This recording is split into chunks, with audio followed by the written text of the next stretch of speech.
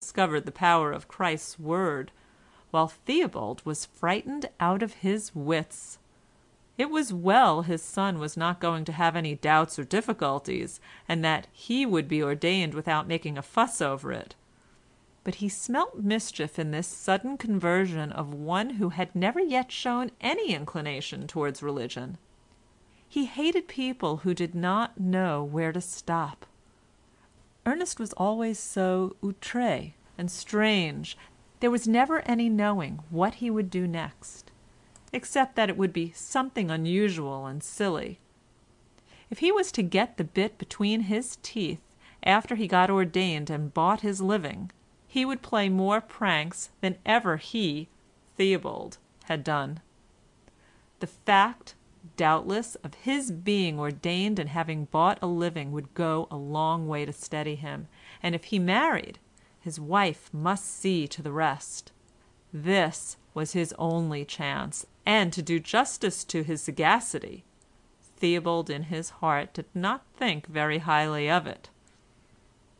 When Ernest came down to Battersby in June, he imprudently tried to open up a more unreserved communication with his father than was his wont. The first of Ernest's snipe-like flights on being flushed by Mr. Hawke's sermon was in the direction of ultra-evangelicalism. Theobald himself had been much more low than high church.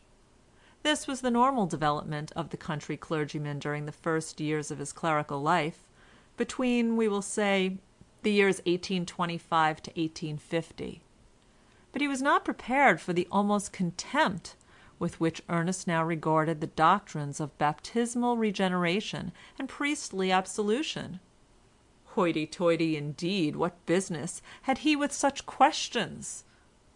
Nor for his desire to find some means of reconciling Methodism and the Church. Theobald hated the Church of Rome, but he hated dissenters too, for he found them as a general rule troublesome people to deal with. He always found people who did not agree with him troublesome to deal with. Besides, they set up for knowing as much as he did. Nevertheless, if he had been let alone, he would have leaned towards them rather than towards the High Church party. The neighbouring clergy, however, would not let him alone. One by one they had come under the influence, directly or indirectly, of the Oxford movement which had begun 20 years earlier. It was surprising how many practices he now tolerated which in his youth he would have considered popish. He knew very well, therefore, which way things were going in church matters, and saw that as usual Ernest was setting himself the other way. The opportunity for telling his son that he was a fool was too favourable not to be embraced, and Theobald was not slow to embrace it. Ernest was annoyed and surprised, for had not his father and mother been wanting him to be more religious all his life? Now that he had become so, they were still not satisfied. He said to himself that a prophet was not without honour save in his own country, but he had been lately, or rather until lately, getting into an odious habit of turning proverbs upside down, and it occurred to him that a country is sometimes not without honour save for its own prophet.